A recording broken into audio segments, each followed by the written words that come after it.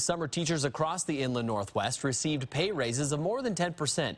Now, some of those districts are facing budget shortfalls and possibly job cuts. KXLY4's Taylor Graham working for you tonight. She spoke with school officials today who say the state's McCleary decision, which led to those big pay raises, could also lead to staff reductions. Taylor? Yeah, Aaron, that decision this summer meant shifting from local levies to state funding. For some districts, that meant losing out on millions of dollars. But the school districts are still not sure just how big their budget shortfalls will be because the state legislature is still in session. And there's a lot up in the air right now. It looked like this summer's pickets had paid off.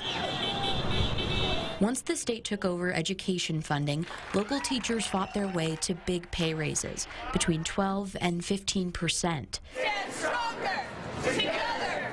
But now those teachers could be facing cuts, as several school districts in the area face budget shortfalls. We've got additional state funding that's come in, but at the same time we've had a corresponding reduction in the amount of local levies.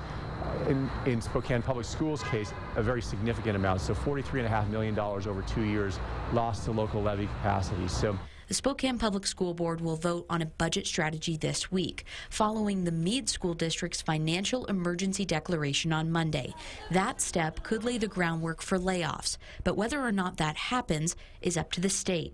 It's still really early in the process, so one of the things that we're struggling with is we're watching the legislature very closely because there's some big discussions that are underway and some big answers that we need from the legislature. The two biggest questions surround a new, more expensive health insurance plan for teachers and special education funding. There's about a $7.5 million difference between what special education costs us and what the state funds it at. So there's a conversation right now in the legislature about whether that allocation changes or not. The size of staff cuts depends on that allocation, but it might be a while until the districts get their answer. The state legislature is in session until mid-April.